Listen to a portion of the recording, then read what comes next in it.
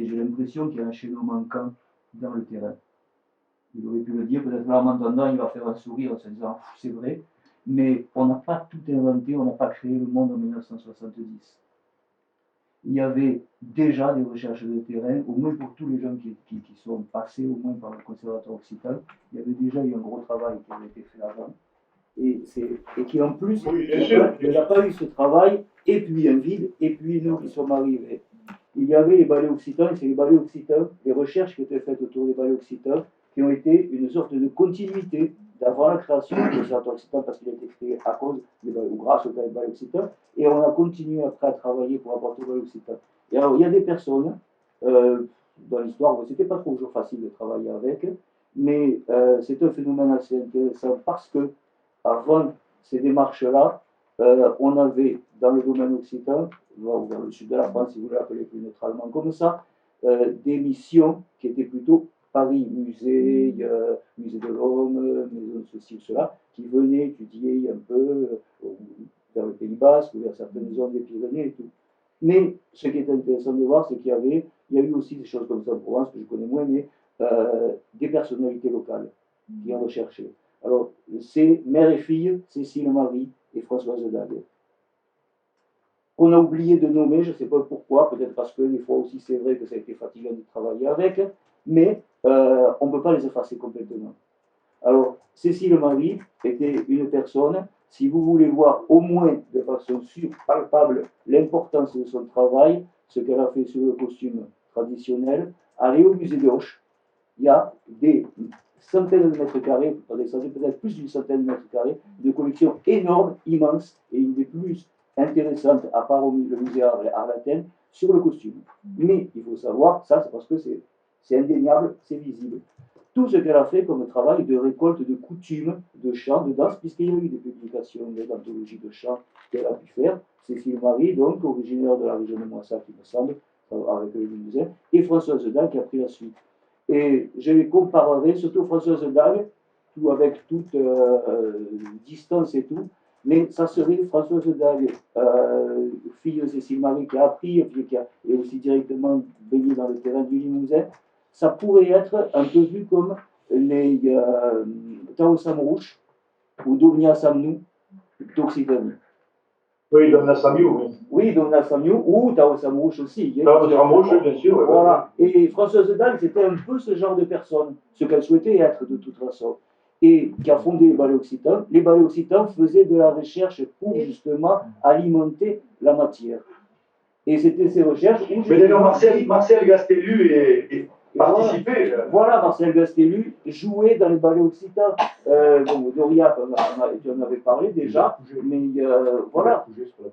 Voilà aussi, mais même avant de retrouver la boudègue, il y avait de ces instruments, par exemple le cas justement du tambourin de la flûte de Marcel Gastelu, des gens qui venaient dans les années 60, et avec ces instruments, ces porteurs d'instruments. Et c'est sur cette lignée qu'on a continué presque se rendre compte à quel moment ça s'arrêtait, à quel moment on commençait. Voilà. C'est ce qu'a évoqué dans sa première intervention Alain Servan tout à l'heure, parce qu'il a dit justement qu'il y avait ce lien avec ces groupes folkloriques, il a dit très rapidement. Mais là, c'était plus qu'un groupe folklorique. Voilà.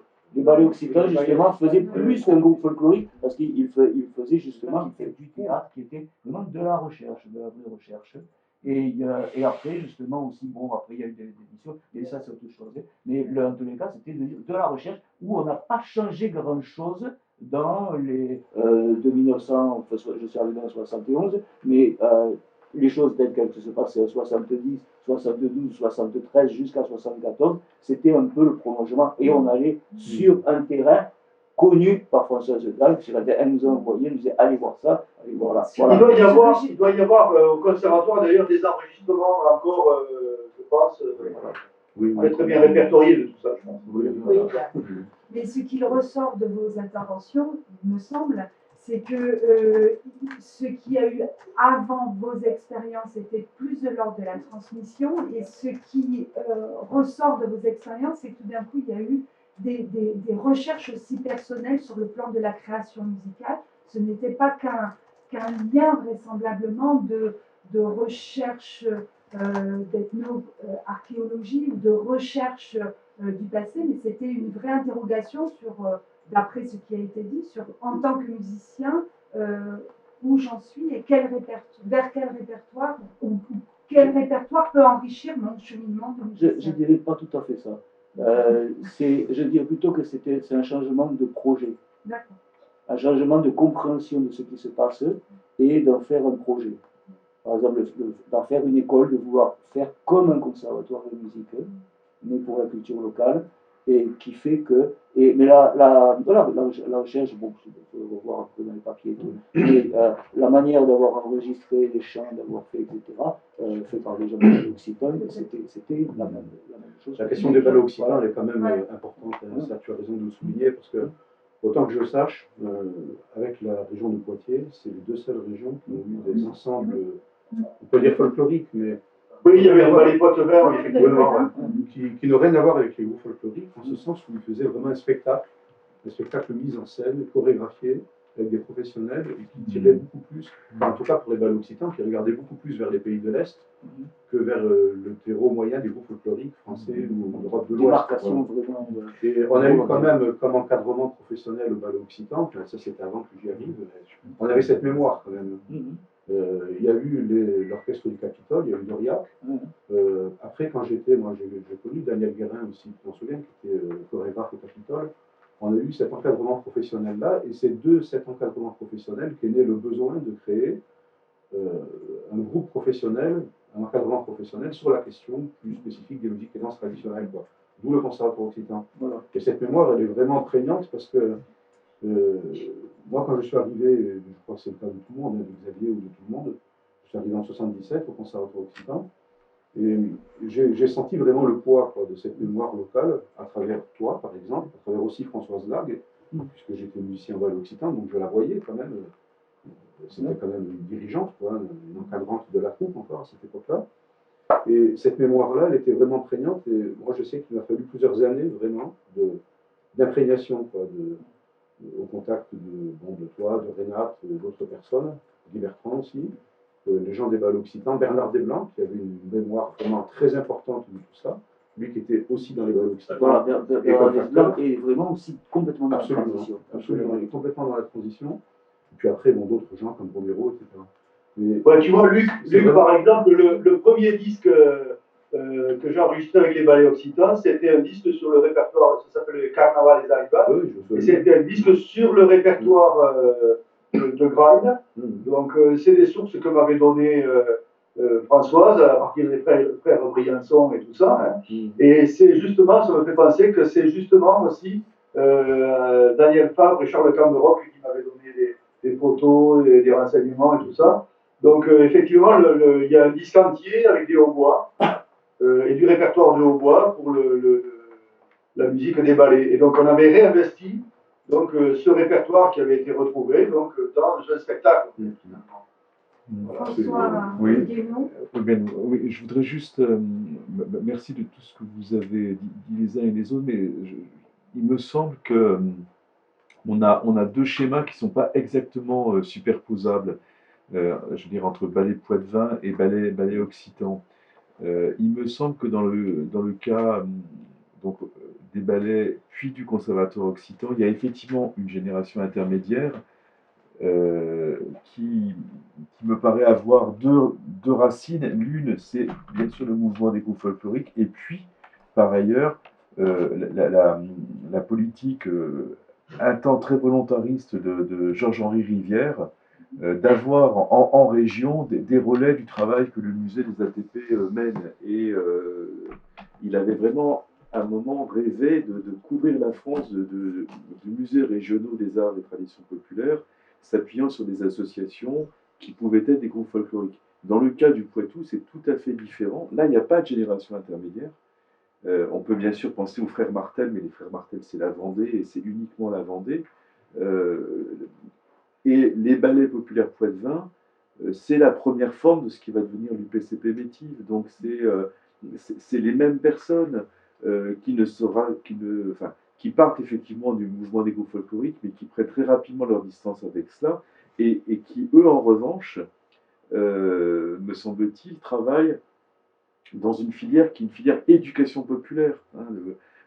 André Paché et ses frères ont été formés par Jean Nazet, qui était non pas du tout un amateur de musique et danse traditionnelle, mais un homme de théâtre, le fondateur du Livre Vivant, donc et qui travaillait avec la Ligue, enfin avec les fédérations des œuvres laïques. Donc c'est pas du tout, me semble-t-il, la même généalogie, même si effectivement ensuite les gens des ballets populaires poitevins et les gens des ballets occitans ont rapidement fraternisé. Mais la différence, elle est aussi politique, hein. D'après ce que je me suis laissé dire, mais j'ai peut-être pas bien compris.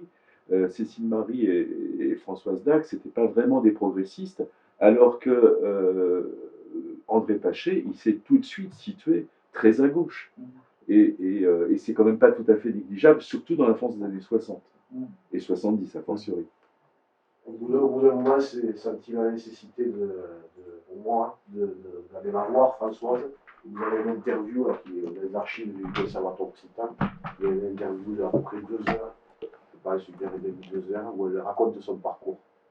Et alors, par rapport à ce que je viens de dire, j'ai tout faux? Alors, sur le côté progressiste, je ferai attention quoi, à ce qu'on dit, parce que elle a un parcours artistique très ouvert. Elle sort des beaux-arts. Donc, et c'est vraiment une personne qui était vraiment tout le temps dans la création et dans la remise en question des formes artistiques. Parfait. Et donc il faut. J'arrive. Voilà, je sais pas, je crois qu'il a donc, voilà quoi. Faut regarder de près. Tu as raison, c'est pas vraiment dans un courant d'éducation populaire, c'est quand même dans une démarche artistique très progressiste. Peut-être plutôt la mère, Cécile Marie, quoi. Cécile Marie. Il ne faut pas confondre la mère et la fille. Ouais, c'est ça. Cécile Marie, question politique, il y a un peu, disons, une cohabitation, enfin comme ça se faisait beaucoup dans le sud-ouest, avec un reste de pétainisme. Ben oui, elle était mariée avec le général Marie, quand même. Voilà. Et puis après, ce qui a quand même beaucoup aidé à la fondation du Conservatoire occitan, c'est qu'elle avait tout le réseau, mais alors bien typique toujours aussi de cette partie-là du sud-ouest, réseau famille bailée, des pêches et radical socialisme. Il y avait eu pendant l'occupation un fameux congrès occitan à Toulouse. Il y avait Charles Bouly qui était très proche de nous. Oui, aussi, oui, Charles Bouly. L'inventeur de la Capinou. Qui était certainement péténo-compatible, ce congrès, sinon il ne se serait pas tenu. Et il y avait Varagnac d'ailleurs à ce congrès, qui était donc le bras droit devenu ennemi juré de Rivière à la Libération. À Toulouse, il y avait l'abbé Salvat, qui était quelqu'un qui faisait de l'organisation vichyste. D'accord, mais est-ce que Cécile Marie avait des liens avec les organisateurs de ce congrès occitan de 42? Le congrès lui-même, je ne sais pas, mais ce qui paraissait beaucoup, c'était par rapport à cette époque, mais c'est comme, bon, là, ça pourrait presque être un thème à part, de dire justement cette tendance ou cette apparition de culture occitane pendant le pétainisme, parce qu'après, quand on regarde les choses de près, on s'aperçoit que c'était, d'abord, il y a eu, dans toute la France, il y a eu la première année de Pétain, où c'était la connivence de Pétain de Gaulle, et lui, il est dehors pour faire le retour, et l'autre, pendant ce temps-là, il sauve les meubles pour préparer sa venue. Et il y a eu, les gens ont cru ça pendant, c'est historique. Une autre chose aussi, c'est que après, des circonstances qui font que le sud de la France, dite zone libre, s'est trouvé à gérer une nouvelle dimension de pays en forme d'État, et quelles sont les structures, se basant sur quoi. Et là, dans ce cas-là, il se trouvait que, de fait, la langue occitane devenait immensément majoritaire. En tant que langue parlée quotidienne, en 1941, par exemple, quelle était la langue parlée dans toute cette France libre, la langue parlée par le peuple de l'ensemble? C'était majoritairement, le français était résiduel, et dans certaines classes sociales qui n'étaient pas beaucoup plus progressistes, puisque c'était les notabilités locales. Et ils ont géré ça. Après, on s'aperçoit qu'il y avait eu beaucoup, une duplicité en quantité d'endroits. Alors, au village de ma famille paternelle, on le sait particulièrement, le secrétaire de mairie, il y avait les maires qui existaient encore ou qui étaient surveillés, le secrétaire de mairie nommé par le pétainisme, très catholique, les gens étaient plutôt traditionnalistes et catholiques que d'adhérer aux théories éventuelles du pétainisme, officiellement pour garantir le pétéisme, mais c'est une personne qui n'a pas été inquiétée à la Libération pour la quantité, alors on est près des Pyrénées, des passages de montagne, quantité de faux papiers. Il était secrétaire de mairie spécialisé en faux papiers pour tous les juifs et les visiteurs. Alors, quoi en dire? Je ne suis pas du tout pétéiste, j'ai toujours été même plutôt très à gauche, mais il y a toutes ces choses-là qu'il faut voir justement. Et quelle était la culture? Ouais, quand il s'est fait, qu'est-ce qu'il y avait? Bon, oui, le côté un peu religieux qui donnait un aspect de droite, mais dans les livres d'école, il y avait beaucoup de chants occitans, des petits livres d'école. Mais bon, on peut en discuter à perte oui, d'haleine, mais je voulais juste simplement marquer que le parcours des deux mouvements n'est pas le même et que ah, oui, avec dans le Poitou, il n'y a pas eu cette génération intermédiaire dont tu signalais l'importance et à très très juste titre. Ah oui, je pense que tout le reste après, on est plutôt dans l'éducation populaire. Oui, complètement. Exactement, mais avec une vraie solution de continuité chronologique entre la génération des folkloristes, Bugeaud par exemple, entre Bugeaud et Paché, pour le dire bref, il n'y a personne. Poirot quand même. Hein. Comment? Poirot quand même. Non, je ne suis pas tout à fait d'accord, parce que Poirot, il a des attaches familiales en Poitou, mais il n'est pas fédérateur de quoi que ce soit. Hein. Pas dans ce sens-là, ça c'est clair. Il est fédérateur au niveau des idées. Il n'envoie personne, il ne forme personne pour aller sur le terrain en Poitou, Vendée à l'époque, c'est ça que je veux dire, si tu veux. Donc, alors qu'il y a une forme de continuité de pratique de terrain en Languedoc, entre les années 20 et les années 60. C'est ça qui me semble singulariser. Non, mais ce que je veux dire, c'est qu'un Bugeaud n'a rien formé non plus. Et... Après, c'était Luc, je crois. Oui, pour finir juste avec ça, avec l'influence de Georges-Henri Rivière, ça s'est fait quand on est arrivé pour voir ce qu'il y avait à l'écomusée de la Grande Lande, et ça a marché, le contact était immédiat avec François Lalanne, parce qu'à cette époque-là, Georges-Henri Rivière, très âgé, venait très très régulièrement, au moins une fois par mois, à l'écomusée de la Grande Lande.